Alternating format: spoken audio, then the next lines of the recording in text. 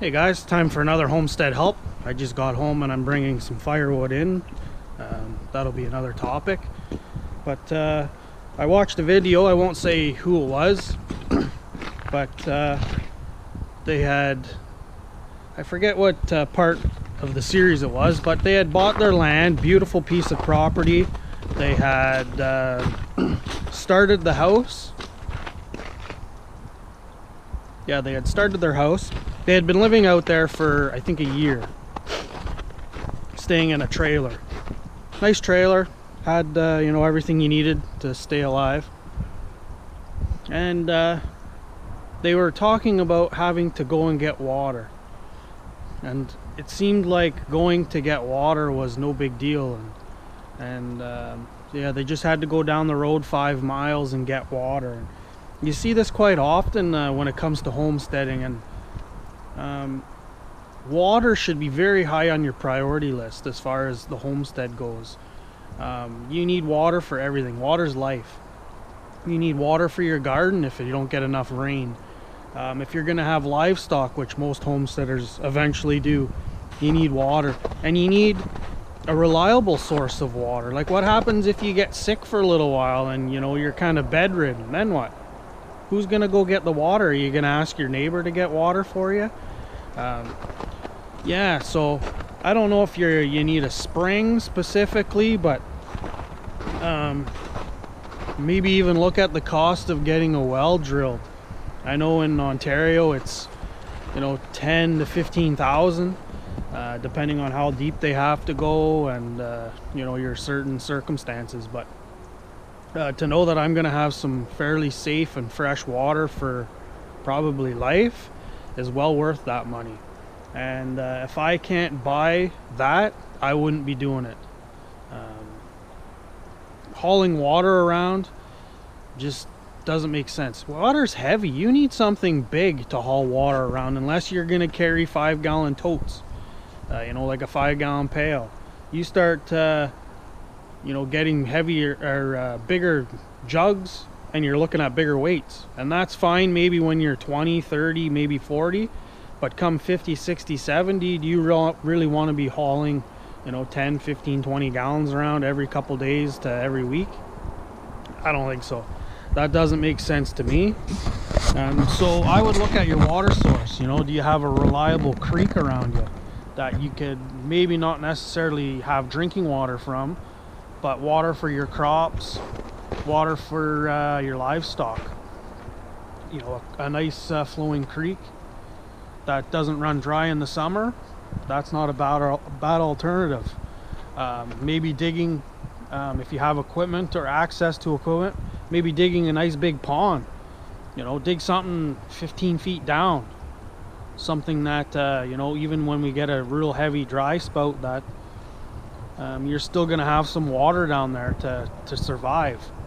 But I don't think people think it through fully. It seems like water's kind of an afterthought. It's like, well, let's get some land, let's get rid of the hydro, and let's build a nice off-grid, you know, maybe it's a rustic place, maybe it's modern, you know, well insulated, so they don't have to worry about heat and hydro, and then, oh yeah, water. And it's, to me, it's just so important to have good water. Water is what makes everything live. You know, it's, I mean, obviously other than air, but you know, you can't grow anything without water. So maybe just keep that in mind for anybody that's looking to develop their own homestead or off-grid or tiny home. Consider where you get your water from. Hauling water day in and day out, that's going to get old. I have to haul it to my chicken coop. I haul 5 gallons every 3 to 5 days, and that sucks. I like when it's summertime and I can have my hose and I can just drag the hose over. I fill up the outside one and the inside one, and I'm good for a week. But I don't like hauling water. It's a pain in the butt. Water weighs about I think it's 8 pounds per gallon. So you do 5 gallons times 8, 40 pounds. you start doing that, say, well, if you have no water at all and that's your only source of water, you're going to be hauling a lot of water, especially if you have kids, especially if you plan on washing clothes and bathing. I mean, just think about how much water you're supposed to drink by yourself in one day, and then multiply that by your family.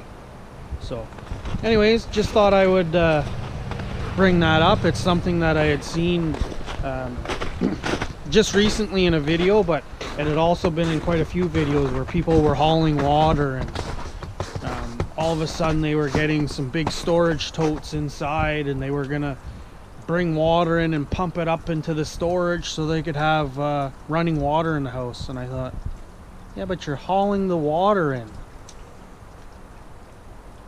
Didn't make much sense to me, but get a well. To me, that's or a spring, or live on water. That's one of them. You know, that's one of the reasons why a lot of our cities and towns are built on waterways. You can move stuff. You can, you know, you need water for businesses, and water for plants, and, you know, plants like green plants, and, you know, water's important. So kind of a rant, but I just didn't understand why people would not consider water to be as important as everything else. It seems like a lot of homesteaders and off-gridders, they just want to get the power disconnected, and then it's like, yay, we're off grid, and then you haul water. I don't get it. But cheers, guys. I hope everyone's having fun. It's another balmy day here, +8, and poured rain all day, so we lost a bunch more snow. I'm thinking spring's around the corner, maybe. Hopefully. I'll see you later.